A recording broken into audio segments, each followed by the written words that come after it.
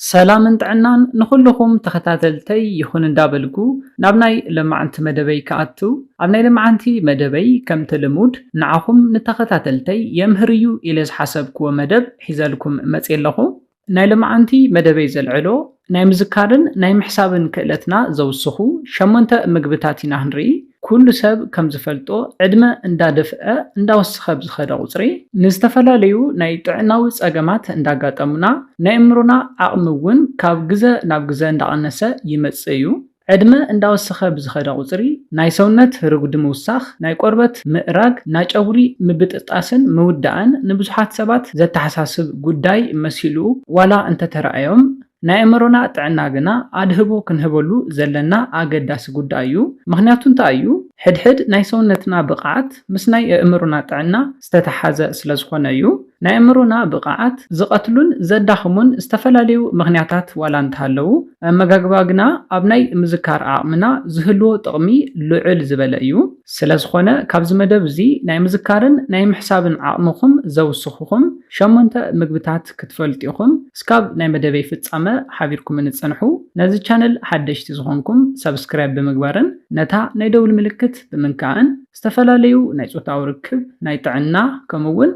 ناي حدارن ناي فقرن هيوت انفورميشن ترخبولو چانل سدرا نختكونو بخبرن حاتت سدران زخونكمني اندا مسگنكو نا مدبي كملس اتقدامي نريو مقبي عردي نبلويو عردي ننوح زمانات زصنحه نمقبي ممقري تباهيلو اب طقمي زوعليو حزحزقنا فلي بزبل ملكعو ناي تمرامرتي ادهبو زركب زلو مقبيو نزي مخنياتو دما نقربتنا نناي عيننا نلبنا كاب زلو طقمي بتوساخي نأمرونا تعنا لعل طقمي زلو ايو عردا وشتو بطعمي ادلاي زخونه كرتيمين استبهاله نيوترنت ابوشتو زحازيو ازي كرتيمين استبهاله نيوترنت نحنقولنا سيلات بممقاب طعنهم زحلون نقحاتن نخونو يقبريو كرتيمين ناي حنقول سيلات نزودمو حبتات زقالعو انتي اوكسيدانت انتخون نايمرو طعنا نمحلاو اقداس ايو ازي نيوترنت زي ناي مزكار عقمنا كاموساخ بتوساخي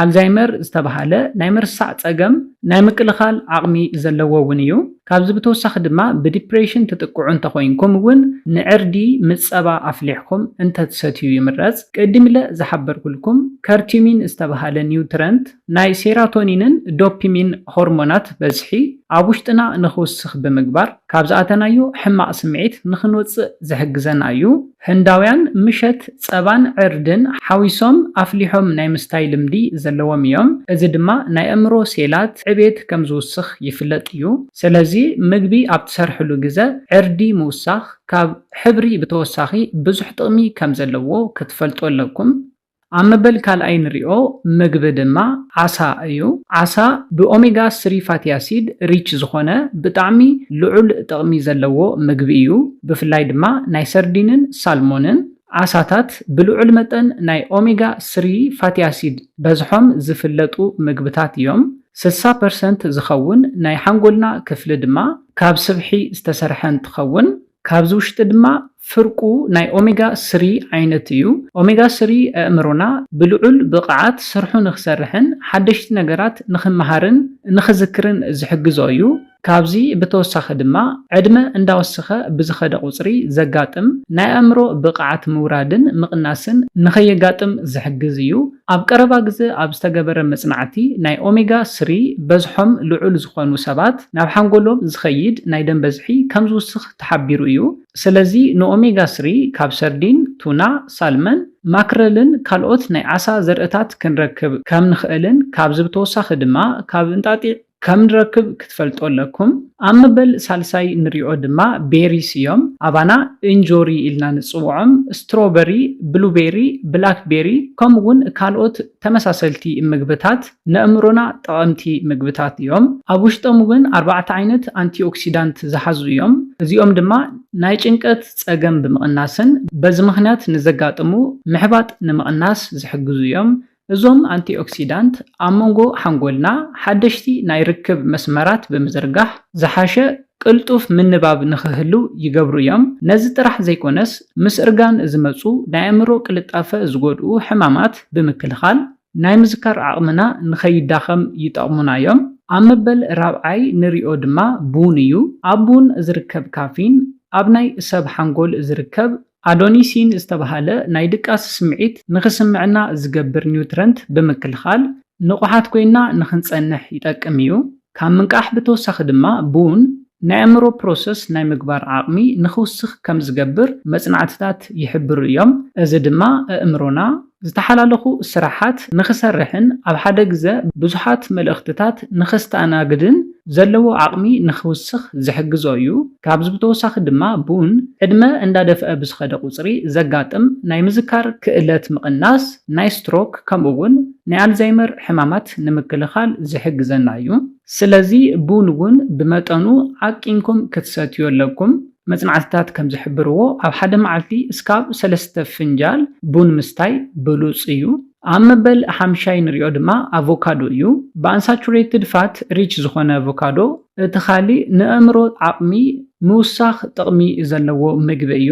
ከም ዝፍለጥ ልዑል መጠን ጸቕጢ ደም ንሓንጎልና ይጎድእ እዩ። ኣብ ኣቮካዶ ዝርከብ ናይ ፋት ዓይነት ድማ ናይ ጸቕጢ ደም ናይ ምክልኻል ዓቕሚ ዘለዎ እዩ። እዚ ድማ ናይ ኣእምሮ ዓቕሚ ንኸይትሕት ብምክልኻል ናይ ምዝካርን ናይ ምሕሳብን ዓቕምና ብሉጽ ንኽኸውን ይገብር እዩ። ኣቮካዶ ጥራሕ ዘይኮነስ ካልኦት ብኣንሳቹሬትድ ፋት ሪች ዝኾኑ ምግብታት እውን ንናይ ኣእምሮና ጥዕና ዕብየትን ብጣዕሚ ጠቐምቲ እዮም። ካብዚኦም ድማ ለውዝን እንጣጢዕን ይርከብዎ እዮም። ስለዚ ኣቮካዶን ለውዝን ከምኡውን እንጣጢዕን ምብላዕ ንናይ ኣእምሮና ጥዕና ዝጠቅም ብሉጽ ምግብታት ብምዃኖም ኩሉ ሻዕ ክትጥቀምዎም ኣለኩም። ኣብ መበል 6 ንሪኦ ድማ ግሪን ቲ ንብሎ እዩ። ግሪን ቲ ናይ ኣእምሮ ፐርፎርማንስ ንቕሓትን ጥዕናን ይውስኽ እዩ። ነዞም ጥቕምታት ንኽህብ ዝገብሮ ድማ ኣብ ውሽጡ ዝርከብ ኤልቴናይን ዝበሃል ኣሚኖ ኣሲድ እዩ። እዚ ኣሚኖ ኣሲድ GABA ዝተባሃሉ ኒሮ ትራንስሚተራት ንኽነቕሑ ይገብር እዩ። እዚኦም እንተነቂሖም ድማ ጭንቀት ብምቕናስ ፍትሕ ንኽትብሉ ብምግባር ኣድህቦ ናይ ምግባር ዓቕምና ንኽውስኽ ይገብር እዩ። ካብዚ ብተወሳኺ ድማ ኣብ ግሪን ቲ ዝርከቡ አንቲኦክሲዳንት ናይ ኣእምሮ ምድካም ከምኡውን ከምኒ ኣልዛይመር ዝመሰሉ ናይ ምርሳዕ ሕማም ናይ ምክልኻል ዕድልና ብልዑል መጠን የውስኽ እዩ። ኣብ መበል 7 ንሪኦ ድማ ዳርክ ቸኮሌት እዩ። ዳርክ ቸኮሌት ካብ ዘለዎም ብዙሓት ጥቕምታት ኣእምሮ ካብ እርጋንን ስትረስን ናይ ምክልኻል ስራሕ እቲ ቀዳማይ እዩ። ኣብ ዳርክ ቸኮሌት ዝርከብ ካካኦ ፍላቮናይድ ዝተባሃለ አንቲኦክሲዳንት ዝሓዘ እንትኸውን እዚ ድማ ንኣእምሮና ካብ ዝተፈላለዩ ሕማማት ናይ ምክልኻልን ሓደሽቲ ነገራት ናይ ምልማድ ጠባይ ኣእምሮና ንኸምፅእ ናይ ምግባር ጠባይ ዘለዎ እዩ። ስለዚ ዳርክ ቸኮሌት እውን ንናይ ኣእምሮና ጥዕና ስለ ዝጠቅም ክትበልዑ ኣለኩም። ኣብ መበል 8 ናይ መወዳእታን ንሪኦ ድማ እንቋቑሖ እዩ። እንቋቑሖ ኣብ ናይ ቆልዑ ኣእምሮ ዕብየት ዘለዎ ተፅዕኖ ብጣዕሚ ልዑል ዝበሃል እዩ። እንቋቑሖ ከም ዝፍለጥ ቫይታሚን B6፣ ቫይታሚን B12ን ፎሊክ ኣሲድን ሪች ዝኾነ ምግቢ እዩ። መጽናዕትታት ከም ዝሕብርዎ ድማ እዞም ኒውትረንት ናይ ሓንጎል ዕብየት ዘይምህላውን ናይ ኣእምሮ ምድካምን ይከላኸሉልና እዮም። ስለዚ ብፍላይ እንቋቑሖ ንናይ ቆልዑ ናይ ኣእምሮ ዕብየት ከም ዝጠቅምን ናይ ኣእምሮ ናይ ምዝካርን ከምኡውን ናይ ምሕሳብን ዓቕሚ ዝጠቅም ከም ዝኾነ ብምፍላጥ ንእንቋቑሖ ብእኹል በዝሒ ብምብላዕ ናይ ምዝካር ዓቕምኹምን ናይ ምሕሳብ ዓቕምኹምን ክተውስኹ ትኽእል ኢኹም። እዞም 8 ምግብታት ናይ ኣእምሮና ጥዕና ናይ ምዝካር ዓቕሚ ከምኡውን ናይ ምሕሳብ ዓቕምና ዘውስኹ ከም ዝኾኑ ክትፈልጡ ኣለኩም። ነዚ ኢለ ናይ ልማዓንቲ መደበይ በዚ ክዛዝም ካብ ናይ ልማዓንቲ መደበይ ዝኾነ ሓድሽ ነገር ከም ዝሓስኩም ተስፋ ይገብር። ነዚ ቻነል ሓደሽቲ ዝኾንኩም ሰብስክራይብ ብምግባርን ነታ ናይ ደውል ምልክት ብምንካእን ክተተባብዑናን ስድራ ክትኮኑናን ብኽብሪ ንሓትት። መደብና ናብ ብዙሓት በፂሑ ብዙሓት ኣሕዋትና ትምህርቲ ንኽወስድሉ ላይክ ሼር ምግባርኩም ኣይትረስዑ። ሓሳብ ሪቶኹም ብኮሜንት ኣብፅሑና። ብኻሊእ መደብ ብኻሊእ ሓሳብ እስካብ ንራኸብ ሰላምን ጥዕናን ንኹላትና። ያኔለይ